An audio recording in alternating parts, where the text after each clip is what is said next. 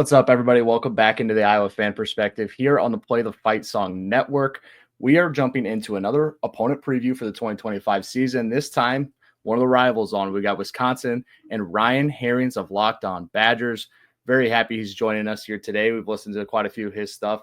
If you haven't got a chance to learn a little bit more about Locked On Badgers or learn a little more about Wisconsin, that's our goal here, is tell you about Wisconsin, what they're going to be in 2025, stay the program, everything like that. Whether you're an Iowa fan or not, we're here to cover the Badgers, and no one better than Ryan Harings here. Ryan, how are we doing today? Thank you for jumping on. Yeah, thank you for having me. Humbled to be here. And man, I'm great. Practice starts tomorrow. We've made it. Like, congratulations to all the Iowa fans that are watching your show as well. We've made it through the summer. Everybody, we're here. Know. We're ready. Yeah, and it's the best part of it is that it's the end of random headline season where something random each day takes the headlines in college football. It has nothing to do with any on-field stuff. It has everything to do in the background. We can now basically start talking fall camp, guys and how they're performing, coaches, everything else. It changes everybody's mood. I feel like everybody gets tired of the certain things getting covered and whatnot. But yeah, so pumped to finally get into all of this. I will say this, I'm excited for this one because I do feel like learning a little more about Wisconsin and Wisconsin vice versa, learn more about Iowa or whatever. It's big, and it's a rivalry that doesn't really get the love like nationally, but it feels very, sectioned off into the two states, right? And if you get in farther into the eastern Iowa, you get a lot more of that. I'm here in central Iowa, so I got a lot of it's a mix of everybody here. But it's always intriguing to go into this one because it's two teams who always get pegged as being carbon copies of each other, the programs that built themselves a similar way. And I feel like it's a rivalry unlike any other in some ways. Like it's very unique, and I don't know what your perspective is on it. And basically your other rivalry with Minnesota and how that works and where this fits in on everything. Because I get asked a ton, where does Wisconsin, Minnesota, Nebraska, Iowa State stack up for you in rivalry? I was like, I don't need 4 rivals. I got 3 protected every year. But for you, how do you kind of feel like where does this rivalry stack within everything for Wisconsin? Yeah, that's a really good question. And Minnesota is number one, I would say, for Wisconsin. It's just, but it's more of a hate rivalry. Like, we really don't like Minnesota as a program, that their coach. It's something that we just cheer for failure over there. Yep. Iowa, there's a lot of respect. I've always really liked the Iowa rivalry. I have a ton of respect for the fan base. I'm not just saying that because I'm here. I really feel okay if you are, though. No, yeah. There's some other things I'll say coming up, I'm sure. But I feel like there's a lot of similarities between the two fan bases. We're both kind of kings. Our programs for the last 20 years have been kind of kings of the backhanded compliments. Oh, yeah. Really well-coached teams, really great. They don't beat themselves. Yeah, they don't beat themselves, When in reality, it's just been 2 rock-solid football programs outside of Wisconsin last year for the last couple decades. And there's just so many similarities there. I love the Wisconsin-Iowa games. I think it's an incredible matchup in the Big Ten. So it's right up there with me, right below Minnesota. But Iowa, Wisconsin is pretty treasured among Badger fans. And you're not going to find many people that would ever want that to go away. Yeah, and I would kind of side with you. That was my expectation, is for you to say Minnesota 1, Iowa 2. And there's nothing wrong with that because I wouldn't rebuttal and say Wisconsin's 1 on my list. Now, there are some Iowa fans, and that's probably, again, people with some Wisconsin ties. I have family that's in like the Appleton area. They would probably put Wisconsin higher than I did on my list, but they got to live in it every year. I mean, for me, it's Iowa State 1. Anything in state, means a ton. I'd probably put Nebraska 2, Minnesota 3, Wisconsin 4, but that's not saying anything. Like I just dislike those other 3 programs a lot more than I dislike Wisconsin. I like beating Wisconsin, but those are programs I really just don't, care for. You talk about, PJ Fleck and how Wisconsin feels about Fleck. I get compared to on our show all the time. I got edited onto graphics on PJ Fleck's body. I get called on PJ Fleck. It's a brutal thing for an Iowa fan to go through, similar to like a Wisconsin fan was in that situation. So if you kind of look at the last 5 years of Wisconsin's, rivalry life, how would you kind of like measure that out? How are fans feeling about it? Like, are they winning enough? Are they missing a couple? Obviously you want to win more, but how's that kind of going, and what's the fan base's feel on it? Yeah, definitely not winning enough. By the way, I'm fascinated at how Nebraska is already so far up in your rivalry echelon. Like, they haven't been here long enough for you to hate, have they? It's a good question because I went to school in Northwest Iowa, right? And it is a lot of Nebraska. It's a lot of Iowa. There's not as much Iowa State out there, but there is some mixed in. And just that border battle and a lot of ties to the state just kind of makes it easy to not like each other. They don't like us either. We'd say the same to them. I said it grew fast. I would 100% agree. It grew fast and it got heated quick, but they've bumped up a little bit. Okay. No, I love it. I love it. Sports are so fun, man. These are the type of conversations that I love. It's what unites people around sports is these conversations and these ties and these beliefs. For Wisconsin fans, yeah, definitely not winning enough. There was a period where really Wisconsin never lost to Minnesota, going from the end of the Brett Bielema into Gary Anderson into Paul Christ. They had a dominant stretch in that rivalry, and PJ Fleck has won the last couple. I mean, they won 24-7 last year in a game that wasn't even that close in Madison, where if Wisconsin wins that game, they go to a bowl game. That game should have meant a whole lot more than it apparently did to some people on the field. And Wisconsin fans are a little frustrated. Obviously, we don't need to talk too much about what happened in Kinnick last year, but it's a fair point though. Like I feel like Iowa on the other side, like they went through a stretch 7 against Iowa State, 7 against Nebraska, 7 against Minnesota, slipped up a couple years ago with Nebraska and Kinnick, but it was Wisconsin they couldn't get off their back. And then that kind of got to a point the last couple years where they got a chance to get them. But it also, you lost a couple Iowa State ones in there. And then Minnesota's just been around enough to kind of annoy you. You're beating them, but you lost one in the middle there. And Nebraska's got you, and Iowa State's 2 out of 3. So it is one that you circle every year. I would say it's a measuring stick game is what I would call the Iowa-Wisconsin rivalry every year, especially when it was just the West and it wasn't an open Big Ten, with all the West Coast in it and no divisions anymore. That was the measuring stick game. If you got Wisconsin early and you didn't get them, you kind of felt rough about the rest of the year. If you got them, you kind of felt like you had a shot to win the division. Can I tell you, for Badger players, having been to a couple practices and having been able to talk to some of the players, especially the linemen, that Wisconsin lost 7 games last year, which is atypical, obviously, for Wisconsin. They circled the Iowa game. They said, because I asked the center, Jake Renfro, I said, what was the most disappointing loss last year? Before I could almost finish the sentence, Iowa. Like Iowa. It was because of the way that game played out. It's not so much. Listen, you go to Kinnick and you lose in Kinnick, nobody nationally bats an eye. That place is a beehive. It's tough. Iowa's tough. That was a good Iowa team. But you don't go there and lose 42-10 if you're Wisconsin. Like that standard is not acceptable. And there are people, and when I say people, the entire football team doing 42 push-ups every practice because of that game. So that game with Iowa coming back to Camp Randall this year is very circled. And as a Badger fan, I like it. I had some fans reach out to be like, "Hey, don't give any locker room stuff. Don't fire Iowa up more than you need to." Listen, I like getting a little ticked off about losing 32 to a rival. So yeah, that game is circled, and that game left a lasting impression and wake inside this Badgers locker room. So yeah, I'm excited for this year. Let's say that. Yeah, right in the middle of the year too, like schedule wise, like right smack dab in the middle of it. Would you say, kind of looking at how Fickell's running everything, do you say like he has a specific way of going about rivalry games? Does he address the media differently during the week? Does he kind of anything that way? Because I know like years past, we both had coaches who like coach talk you, right? And so Ferentz will say like, "Yo, we respect the heck out of Wisconsin. We respect Wisconsin," like that stuff. But is there anything else he does in this situation to maybe make a rivalry more of an emphasis every year? Or is it, business as usual another week?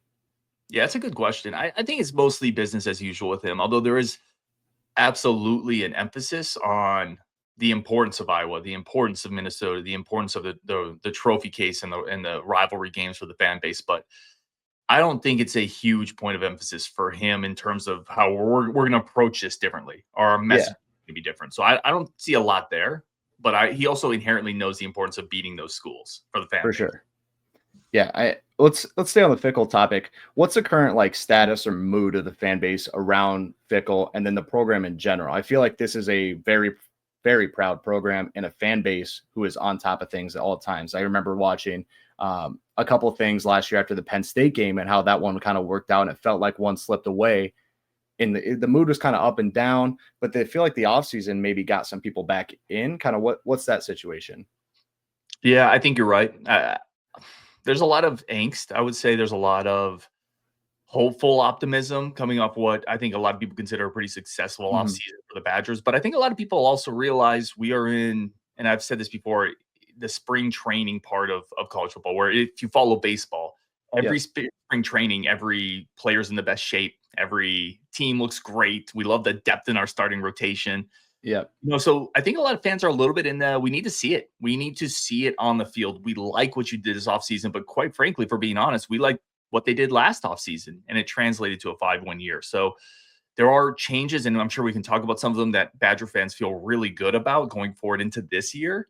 But I think a lot of Badger fans still believe Luke Fickell can be the guy, still think, the track record from what he did at Cincinnati, the fact that he has ties to Ohio State, those don't just go away when you have a bad year. But it's time to show it now. And I think a lot of Badger fans are in that boat. Yeah, I really liked the Fickell hire when he was, brought into Madison. I thought it was a situation where it was like, maybe, Ferentz was done a little earlier. Maybe you had a shot at it. Like just, like a little bit of worry on the end of it because you thought the hire was really as good as advertised. And I'm still a big Luke Fickell fan, and I think he's a great coach. I think the hire that was made with Longo going a different direction was maybe, a little bit too early, too extreme of a change. Now they make a move. They bring in Jeff Grimes as OC.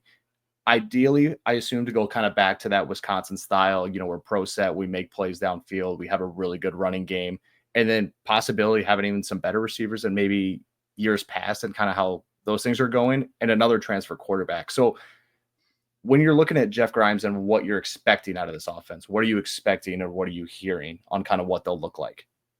A lot of excitement in the room, a lot of excitement in the program among the players. I'll say this, the Badgers may have overreached a little bit. Wisconsin, Luke Fickell coming in and the idea of we need to modernize this completely when it probably just needed a tweak. And they probably overreached a little bit. If you think of Goldilocks and the Bears, like that Paul Chryst Badgers offense is probably a little too conservative. And then the Luke Fickell Longo thing's probably a little too far.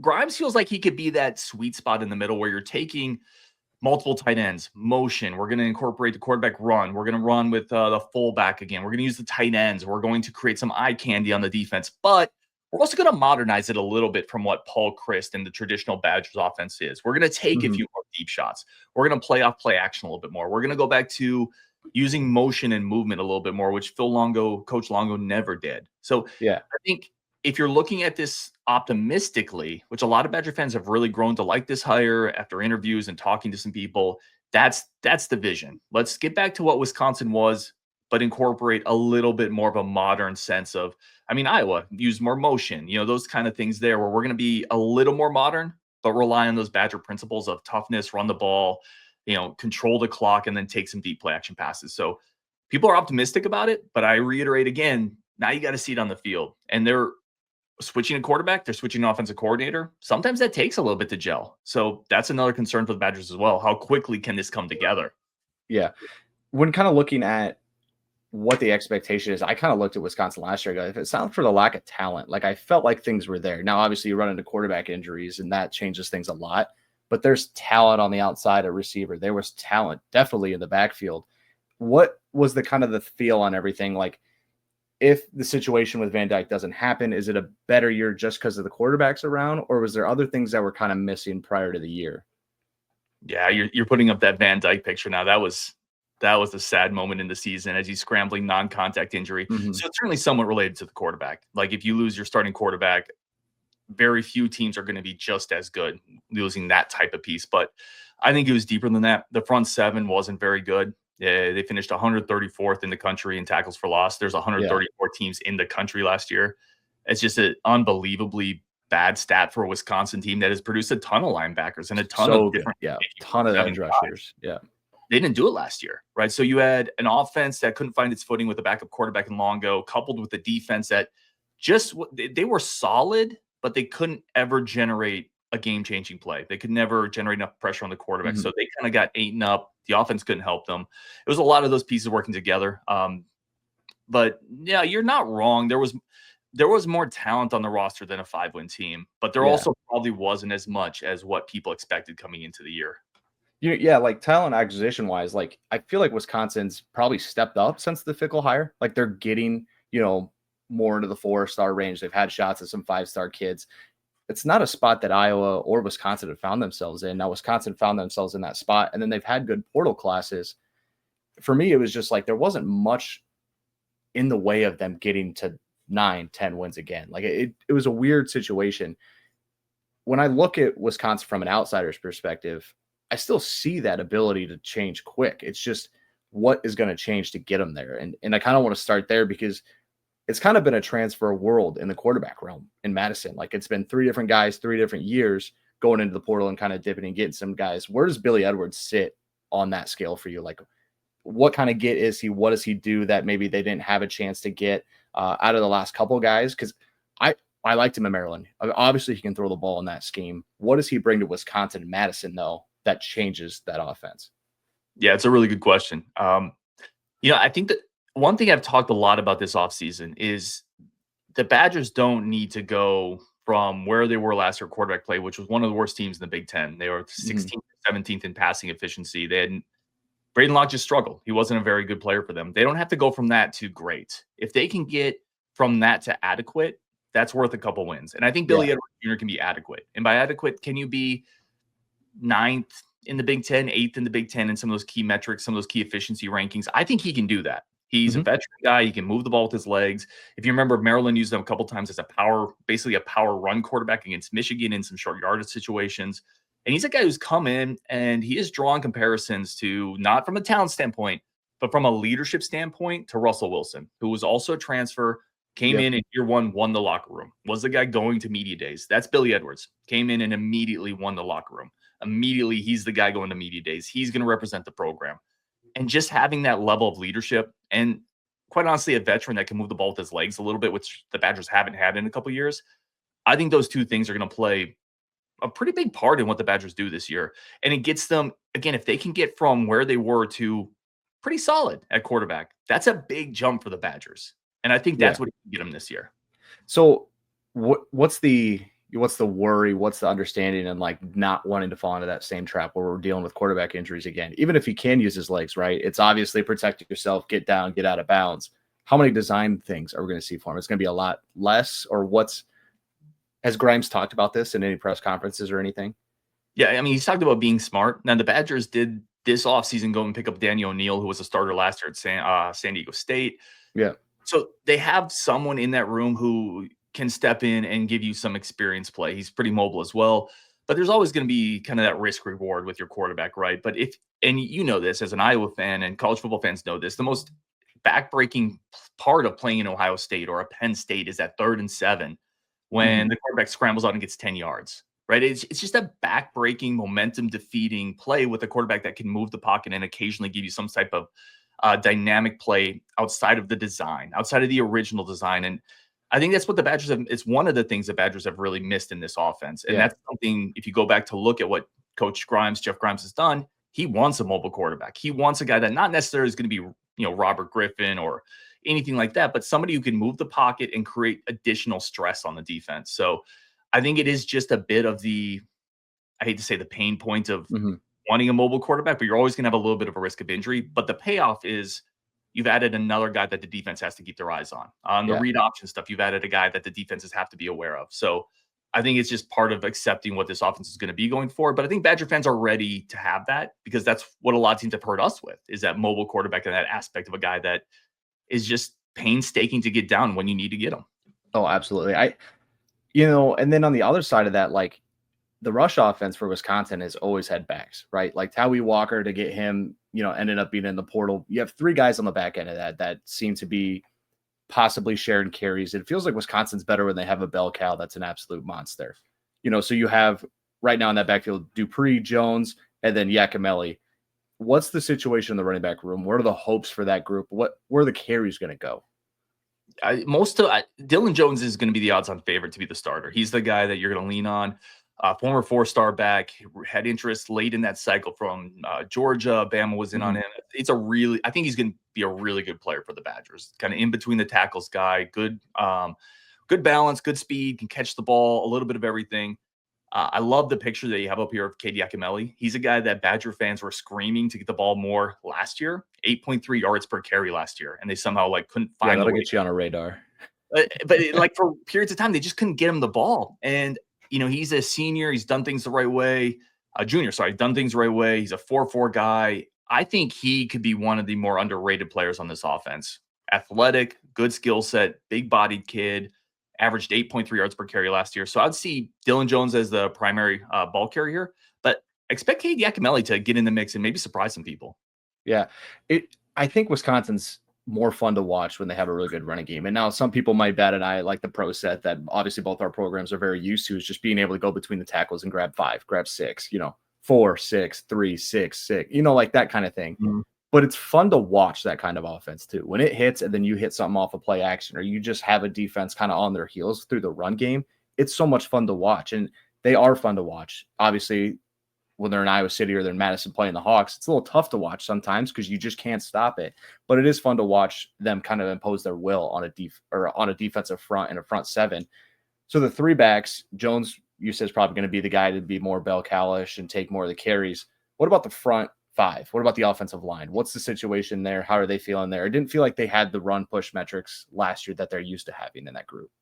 Yeah, it's interesting. I mean, I love the fact that Iowa Wisconsin podcast we're talking about the line play because it's been such a big part of both our programs forever. I would say like one of the biggest concerns about this team this year is left tackle Kevin Haywood. He's out for the year. Spring practice injury. He was counted on to be the next star of this Wisconsin line. Big time 4-star kid, and they don't have a lot of depth there. So the left tackle spot is still for grabs. It could be Davis Heinzen, who's a transfer who came in. It could be Joe Brunner, who was slotted to play guard that they're going to kick out. 30,000-foot view on this is that injury could really impact the Badgers offensive line quite a bit this year. It was already not the deepest, but the starting 5 was pretty good. They still have a couple key pieces coming back. Riley Mallman has been a right tackle. He's been there forever. Joe Brunner is a nice young piece. Jake Renfro is the starting center, former All-AAC player at Cincinnati. But if you want to really paint the tale on one of the 2 or 3 biggest concerns for the Badgers right now as we head into the season, it is that left tackle spot. It is the depth of the offensive line. And it's not a deep group. Now, I don't know if you can build a deep group in the transfer portal era. I was going to say, everybody's begging for them. That's why their price tags are so high. Like, what do people go buy in the portal? They go buy quarterbacks. They spend it on the offensive and defensive line, and that is where you see your numbers bump. Like the kid the Sombrano kid that committed to Texas Tech out of Illinois State, massive guy out of the portal, paid him a ton of money to get to Lubbock. Everybody was throwing money at him. The kid that was at Nevada, Isaiah World's now at Oregon. Like, these are guys that people will pay any dollar for, no matter what the school you come from. Iowa brought in a D2 transfer. I'm sure they threw money at. That's, probably a little above what he's worth, but you need these pieces in depth as near impossible, and you don't want to put developmental program to developmental program. Kids coming in and playing small town Wisconsin, small town Iowa football aren't ready usually right away to play as freshmen. Yeah. So to wrap up the offense here, what are your expectations? Where would you see success for them? Basically, how good does this group look, and what looks like success here in 25 for the offense? I think if they can get back to establishing an identity of what they want to do, it would be a big jump for the Badgers. Again, let's go from being here to being decent, to being good. Yeah. I do think there's an underrated receiver group for the Badgers. We hit on a lot of the other spots, but Vinny Anthony was actually really good last year, especially when you consider the quarterback play. Among the worst in the Big Ten, Vinny Anthony was really, really good and kind of a breakout role. And then they've added Jaden Ballard from Ohio State, who didn't crack that rotation, but has really made some waves at Wisconsin. They could pretty sneakily have one of the more athletic receiver duos they've had in a long time. If Billy Edwards can get back to being average, above average Big Ten quarterback, I think you could see some deep shots that this team hits on this year. So can the offense get back to running the ball? Can they look cohesive? Can they build a bit of an identity and then occasionally hit those deep shots? I think that would be successful for the Badgers. Yeah. Let's flip to the defensive side of things. You just talked about how they struggled to get, any negative plays last year. They weren't getting to the quarterback. They weren't really creating any negative losses in the run game. Let's start on the front 4. How does that look? What's the defensive line look like? Do they have pieces that they feel like could maybe get to the quarterback this year that weren't last year? And do they have those interior run stoppers as well? I think the interior run stoppers, they've done a much better job of upgrading.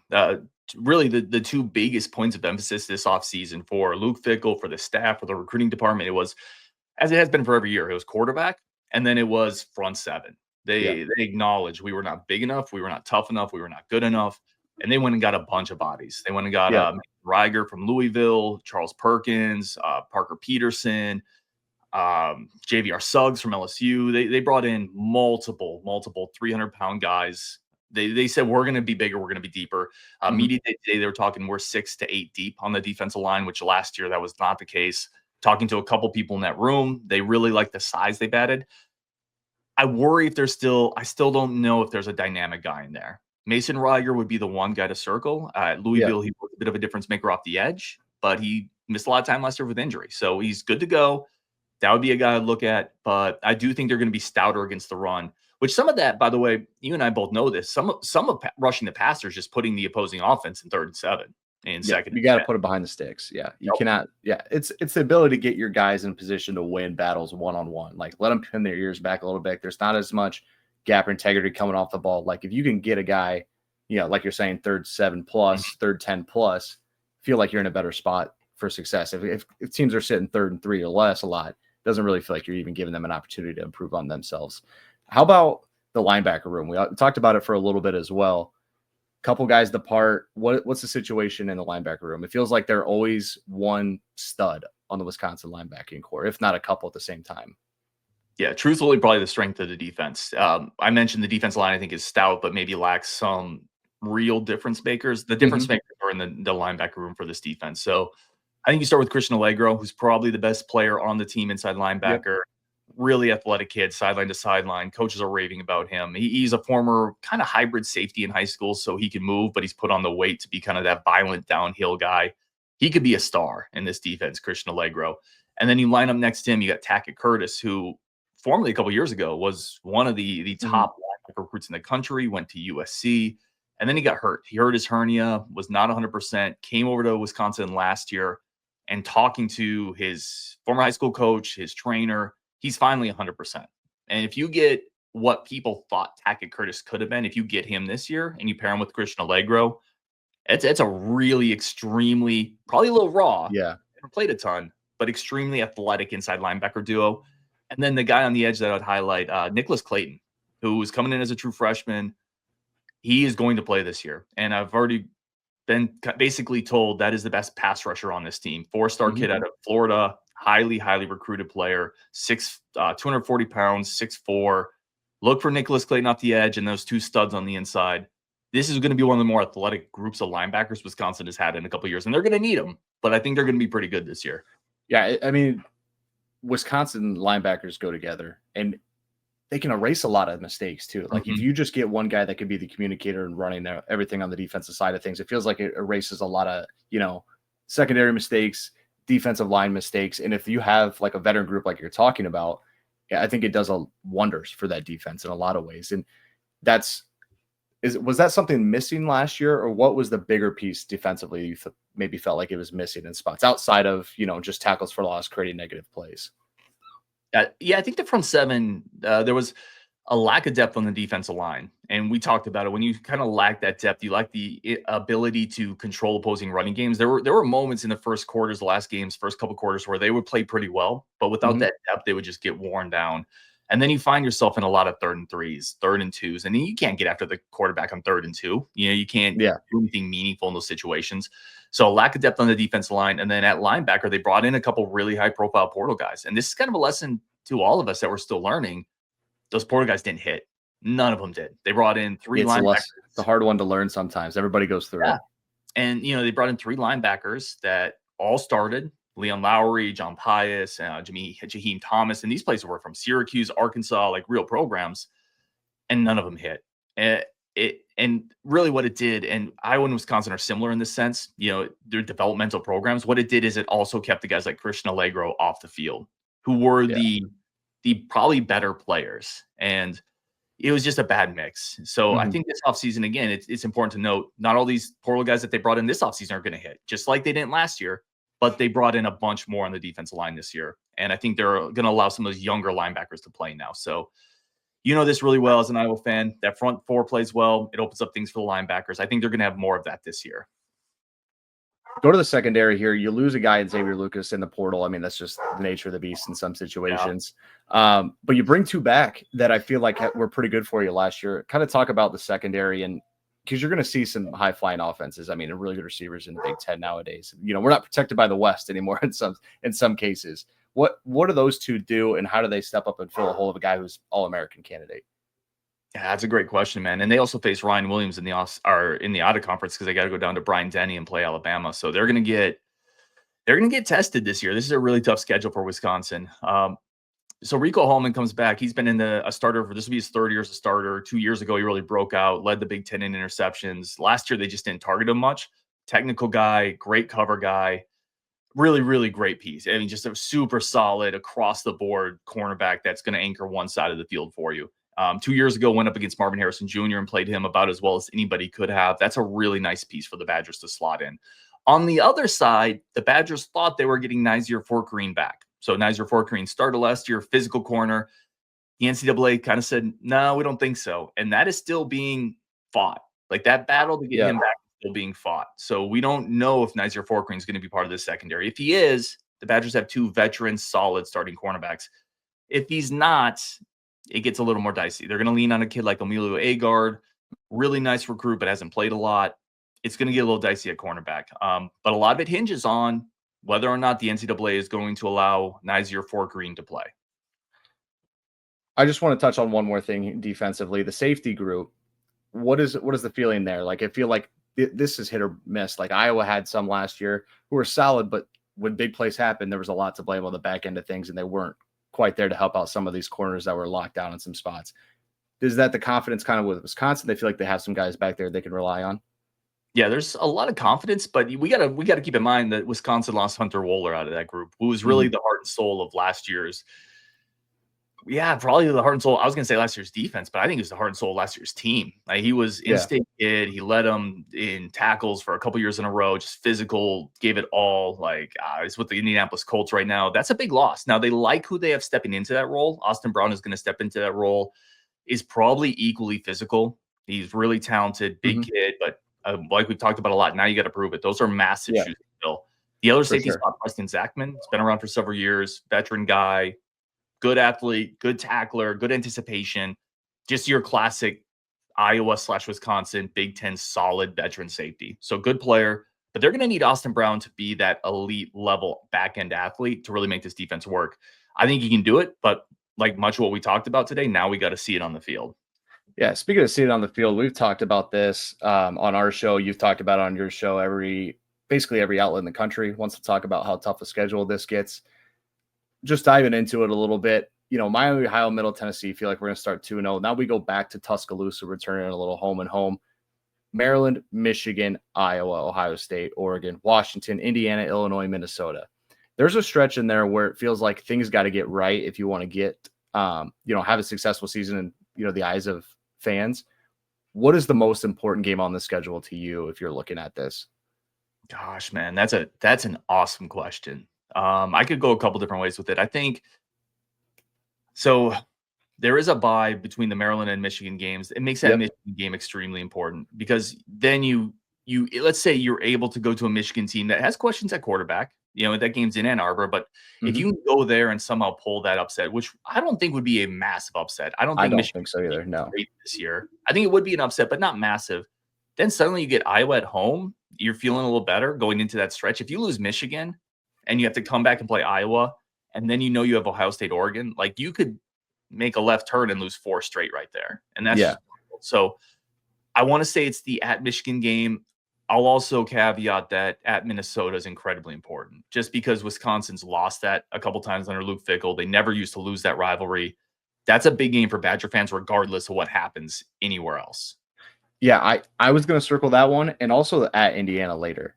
Like, I feel like that's gettable too. And like Indiana's a team, obviously, that is getting a lot of hype and had the year they did last year. But I feel like that's a gettable team for anybody. I feel like the middle of the pack here in this Big Ten, people can get anybody. That's the one I was going to circle. Like, you're going to give me, your sure wins theoretically, and then maybe your sure losses, that way. But all these middle ones, I feel like the must-win ones, like you're saying, at Michigan, at Indiana, those are two massive ones. It sets into like 4 games break, 4 games break. Mm-hmm. It's kind of like 3 seasons in one, but they're very different seasons. Get ready for the season, hard Big Ten play, and then a tough back end to everything. This 4-game stretch in the middle, Michigan, Iowa, Ohio State, Oregon.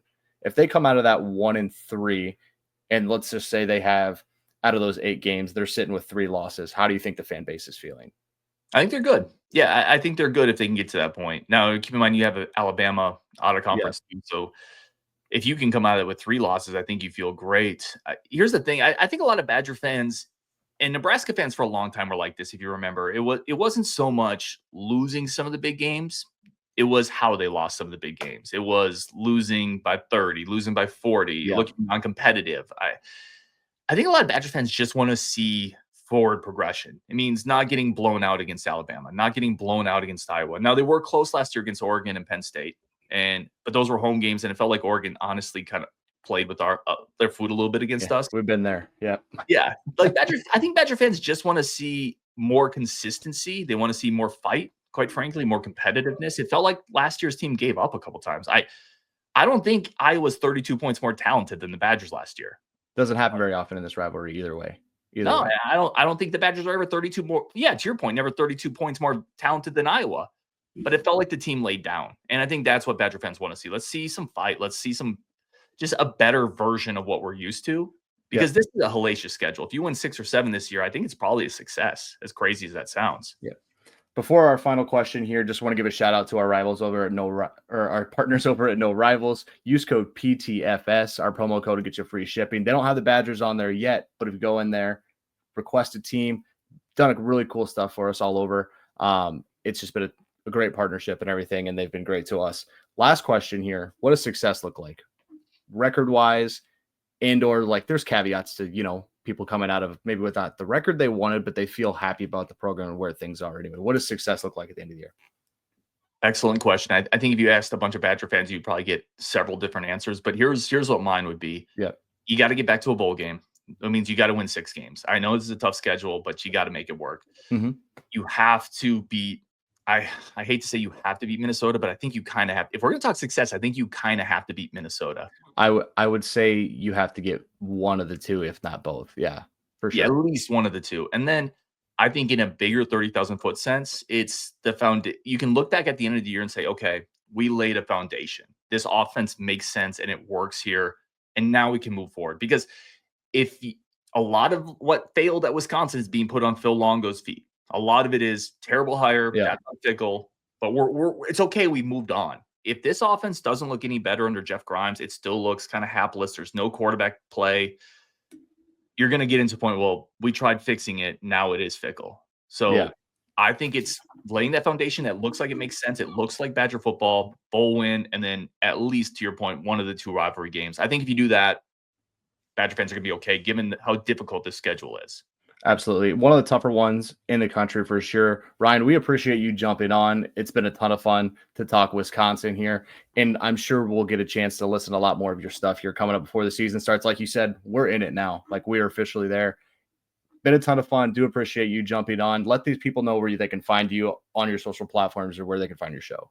Yeah, first of all, thank you for having me on. I really, really do appreciate the platform. It is a great layout. I think you guys do an incredible job, and especially what you're building and what you are going to, I think, continue building, I think is awesome. So I appreciate you having me on. If anybody wants to, I'm at Ryan and Bucky on X, Twitter, whatever you take, or whatever you kind of say for that platform. And then on YouTube, just Locked On Badgers. Always talking Badgers, basketball, football. I'm sure at some point in this season, we'll hopefully collaborate again when our game comes a little closer. That'd be a ton of fun. But yeah, I appreciate the time, man. And as we kind of started with, we'll end it with, we've made it. College football fans here. We've made it. Well, thank you guys for tuning into the Iowa Fan Perspective here in the Play the Fight Song family of networks. Catch our live show weekly. Check us out there on YouTube, X, TikTok, Instagram, everywhere you could find us. Go Hawks.